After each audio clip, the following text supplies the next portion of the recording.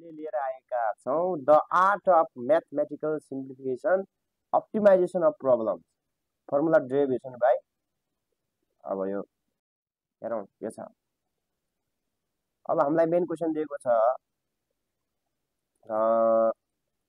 a sin alpha plus b cos alpha is equal to c where c square is equal to a square plus b square, then find the value of tan alpha in terms of a and b भनेको अनि 4 क्वेसनमा 4 मार्क्सको क्वेसनमा sorry.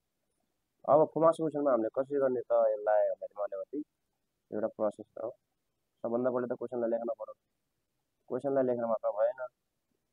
अब त्यसमा हामीले ध्यान दिनुपर्ने कुरा के छ भन्दाखेरिमा अब यहाँ अब यो यसमा बुझ्नुपर्ने स्टेपहरु हेरौँ त।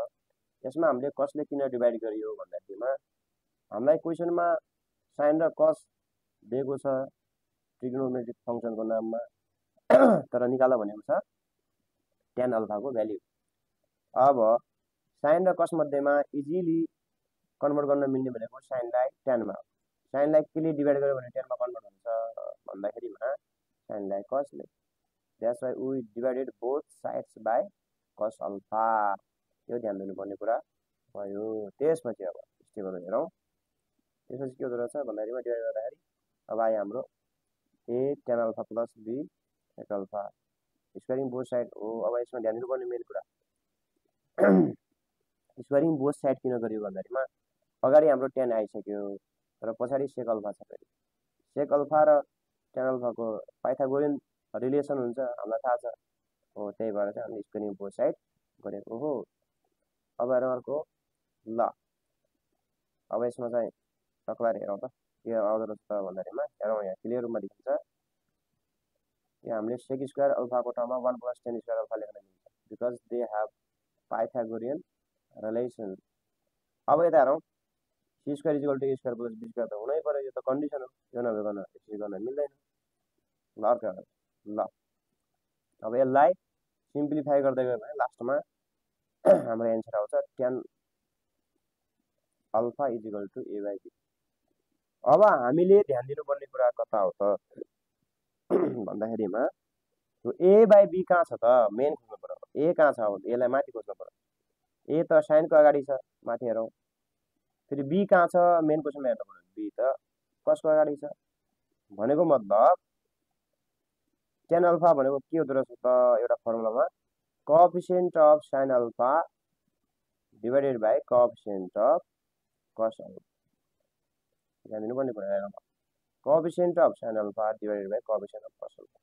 अनि एउटा कुरा हामीलाई थाहा छ कोसिएन्ट रिलेसनमा tan अल्फा भनेको sin बाइ cos हुन्छ, sin बाइ cos लेख्नु पर्छ भन्दा त्यसपछि कोएफिसिएन्ट भनेको अगाडिको नम्बर भेरिएबल जे भयो नि sin अल्फा अगाडि के छ त्यसलाई कोएफिसिएन्ट भन्छ, cos अल्फा अगाडि भएको cos अल्फा को कोएफिसिएन्ट भन्छ हो। यो सटिक फर्मुला हो। अब यही फर्मुला युज गरेर हामीले अब न्यूमेरिकल प्रब्लमहरुलाई हामी सल्भ गर्छौं। अब अर्को ल हाम्रो मेन क्वेशन चाहिँ हेर ल। यसको चाहिँ त्यस्तो हो हामीले फर्मुला प्रुभ गरेर भर्खरै अब यसमै बेस्ड भएर अर्को क्वेशन हामी सल्भ गर्छौं। ल यसमा के हुन्छ त भन्दाखेरिमा अब ल हेरौँ यता यहाँ के छ त भन्दाखेरिमा 4 sin alpha plus 3 cos alpha is equal to 5 then find the value of tan alpha भनेको छ। यो बेला के गर्नु पर्यो भन्दाखेरिमा हामीले थाहा छ tan alpha भनेको coefficient of sin alpha divided by coefficient of cos alpha हो। अब यसलाई के गर्नु पर्छ त भन्दाखेरिमा यस्तो हुन्छ हैन। यसको मेन फर्मुला भर्खरै हामीले डिराइभ गरेको हो नि त। अब त्यो डिराइभ गरेकै फर्मुला युज गर्नु पर्यो सटिकमा। अब के आउँदो रहेछ त यसको एन्सर भन्दाखेरिमा ल 4/3 4/3 किन आयो भन्ने कुरा बुझियो नि त। किन आयो भन्दाखेरिमा 1 सेकेन्ड फेरि हेरौँ। sin अल्फा को अगाडि 4 छ युज भएको डिवाइडेड बाइ अनि cos अल्फा को अगाडि के छ युज भएको 3 छ 4/3। त्यही भएर क्वेशनको मार्क्स अथवा मार्किङ वेट हेरेर चाहिँ हामीले सल्भ गर्नुपर्ने हुन्छ। यदि 1 मार्क्समा मात्र सोध्यो भने you can do in this short way.